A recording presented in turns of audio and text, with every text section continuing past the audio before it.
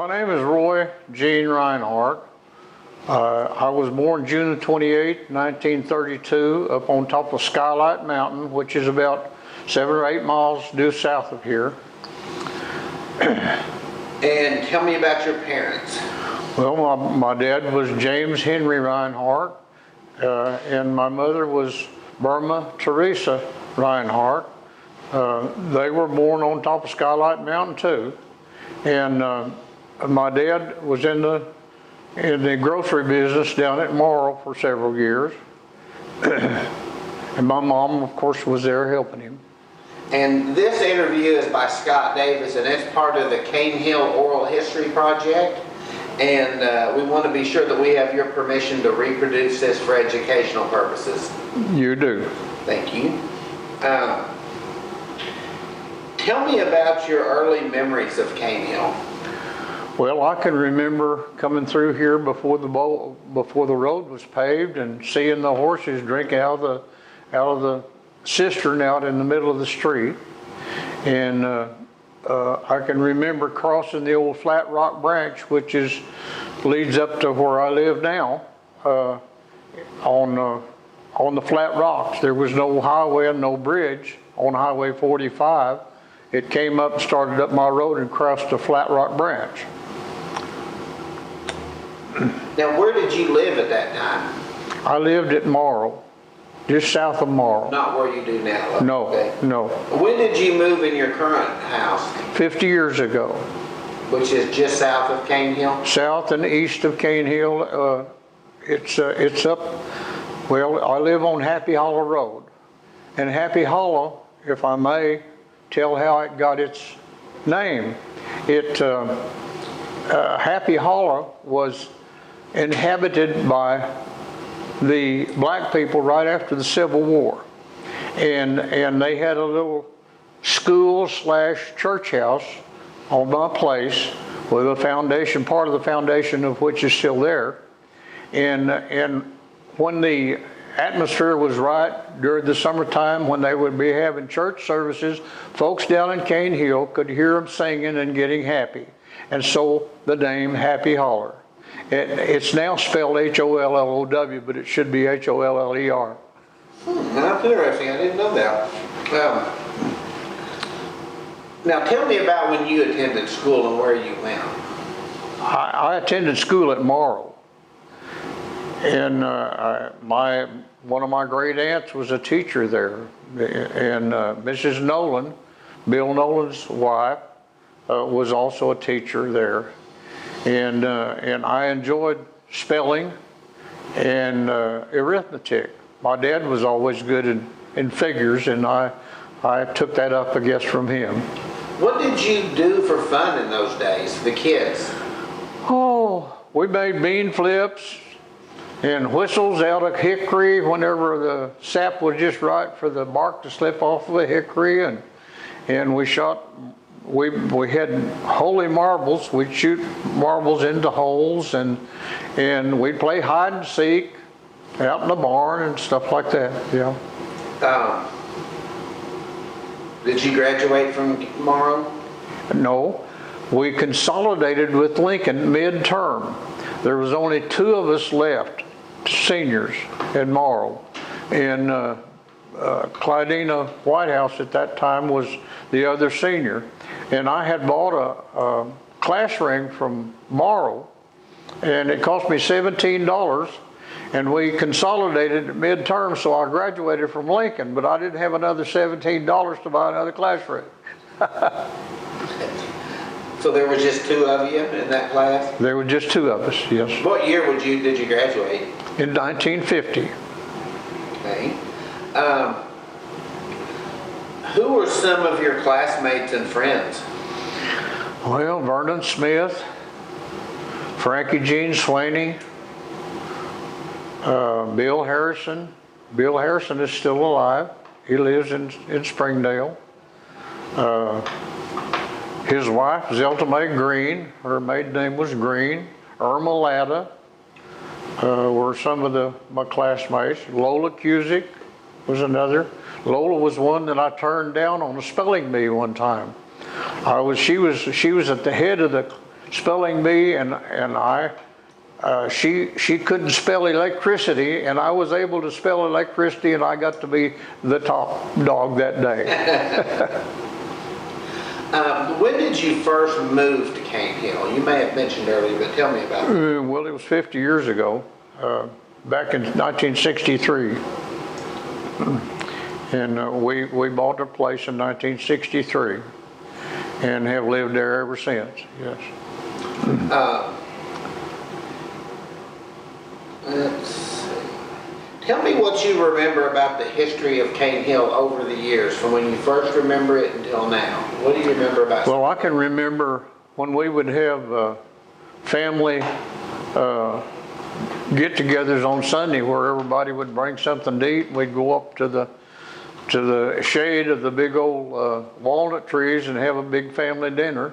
At the college campus? Yes, on the college campus. Was it just your family or with other families? Oh, well, it was primarily our family and all of our kinfolks. Yes, there was a big crowd of us. How often did you do this? Oh, maybe once every 2 or 3 years.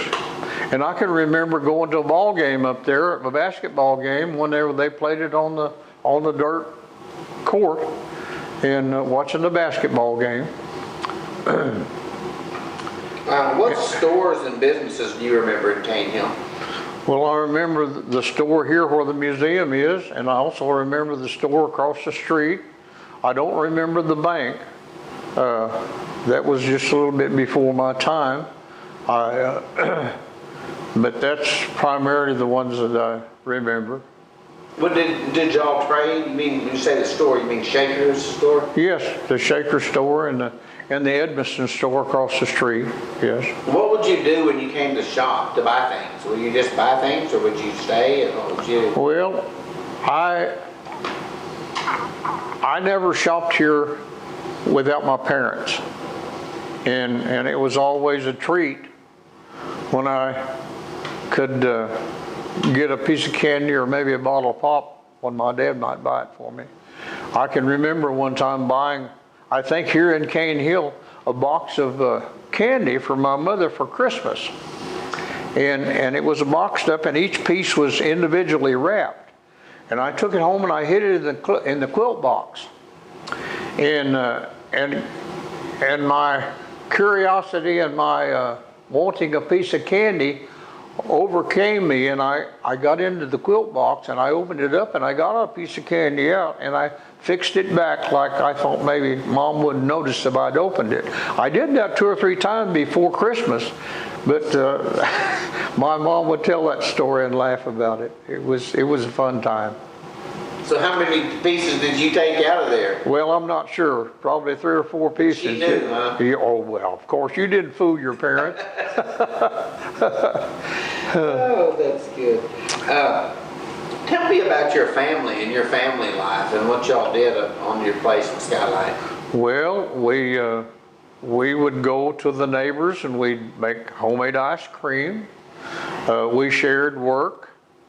We shared killing hogs. We might have 8 or 10 hogs to kill for the neighbors and ourselves, and we'd scald them in a big old 50-gallon barrel and then scrape them. And my job when we killed hogs was stirring the lard in a big kettle, and the women would cut the fat off and we'd put it in there, and you just had to continually stir it with a big fire under there so it wouldn't burn, and cook the liquid out of the fat, and then we used it to cook with. You use your grease to cook with? Oh yes.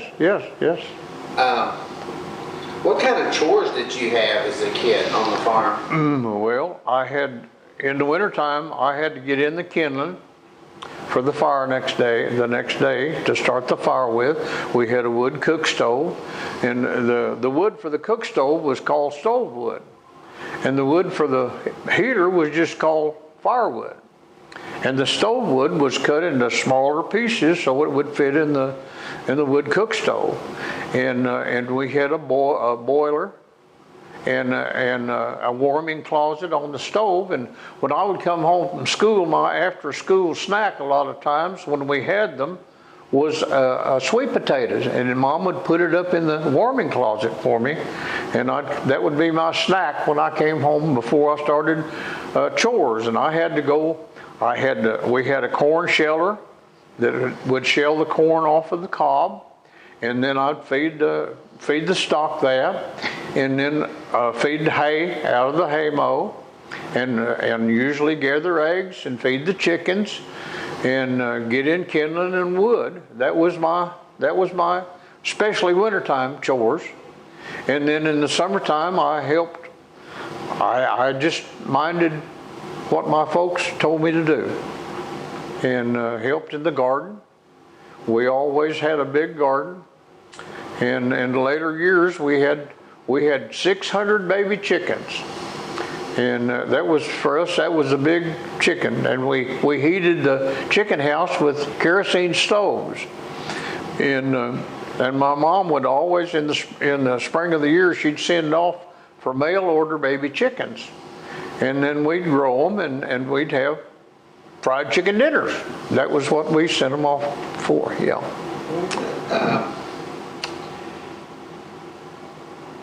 What business was your family? Was your dad in? He was in the. Or he did anything else? Well, in the early years, he was just a farmer. Later on, about the time I went into the military, he and my uncle bought the store at Morrow, grocery store, and that's what he did. Did you work in that business, or were you? No, I never worked there. No.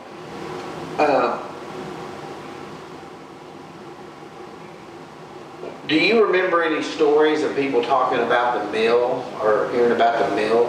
I mean, it was probably out of operation. No, I really don't. I really don't know any stories about the mill. I know that every time I come out of my driveway and see that the damage, that huge rock that was as big as a pickup truck was dislodged and bent the old mill wheel, it's disheartening. But I see it every time I come out of my driveway. Yeah. And what are you talking about? The mill wheel, where it was bent. Okay. Yeah.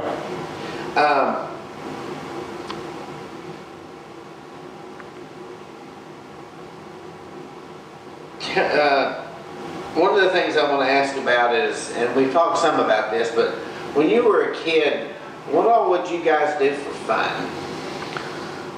We rode horses whenever I got old enough to have a horse.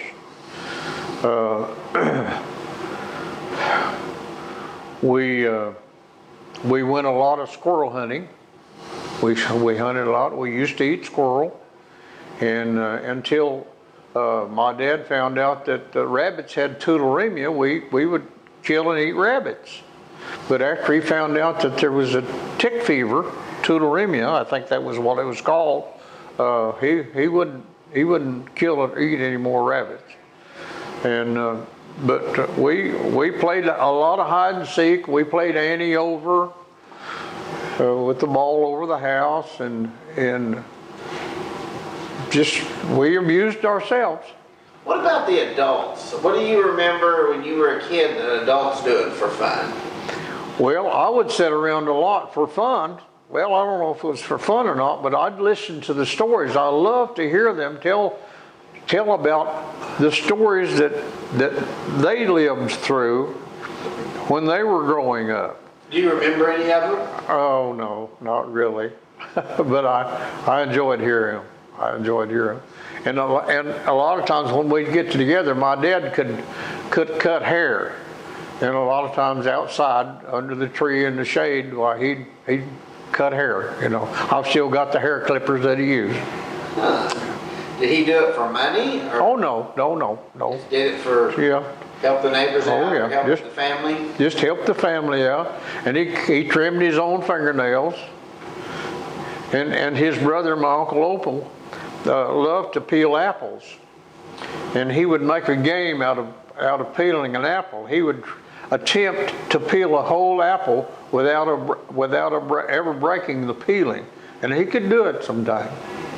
And with a knife then? Oh yeah, with a pocket knife. Do it. Yeah, he would just peel the apple and just keep turning it, and he'd try not to break the peeling. Do you guys ever raise apples? No, we didn't raise apples. Tell me about some of the people that you've known over the years in the Cane Hill and Cane Hill area, some of your closest friends and neighbors. Well, of course, I remember Conrad Russell. Our house burned, I don't know, 10 or 12 years after we moved back here. And Conrad Russell gave me a bed and mattress and everything. And the folks in the community made up money and gave us money. And believe me, it's easier to give than it is to take. Every time I think about how generous and how caring people are when somebody's house burns, it just almost brings a tear to my eye. But they were, of course, Shaker Yates was a good friend. He was a neighbor. And Clay Pyatt and I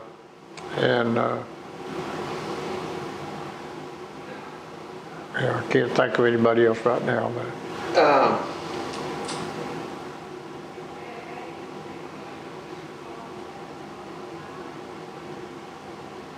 But let's talk about when the community made the decision in Cane Hill to try to take over and help the upkeep of the college after the school had closed and it had kind of fallen into disrepair. Do you remember those days and how that went down? yes, I think it was Howard Colburn and I went up there to the auditorium in the old school building, and we salvaged what was left of the curtain that used to cover the stage, and it's still here in the museum. But I think the rest of it got wadded up and burned.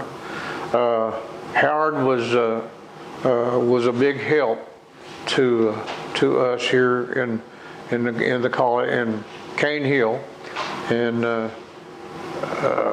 I had always enjoyed being around Howard. And Howard and Betty were a couple of people that you never heard them say any bad word or criticize anybody else in the community. They were very, very conscious of their neighbors, and we appreciated them. So, were you involved in the festival when it got started, and didn't you help with that over the years? Yes, well, when we started out, I was the night watchman, and I brought in the Pepsi wagon, and we did the Pepsi wagon, and then I spent the night up here as a night watchman, and I was that for several years. I've been here every year that we had the festival, and I finally graduated out of being the night watchman. What do you do now? What do I do now? I tell everybody I'm retarded. I'm a retired mail carrier. I carried the mail out of Cane Hill, and with the exception of the time when I was in the military, my address has always been Route 1 Cane Hill, and I'm kind of thankful for that. What do you know? What's your feelings about the work that's going on now with the restoration of the college and the museum and some other facilities here in town? What's your opinion of all that? I am so thankful. I am so thankful that we are in the process of salvaging things for generations to come, that they can see how hard life was for our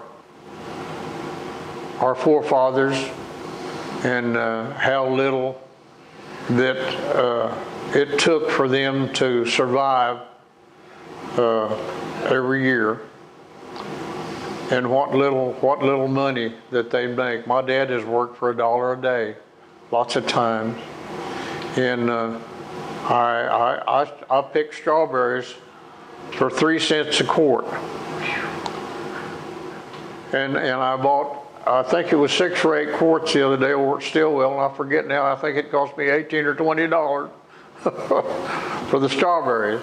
That's how much difference there was, but I picked them for 3 cents a quart. But I was glad to have a job. Oh, yeah.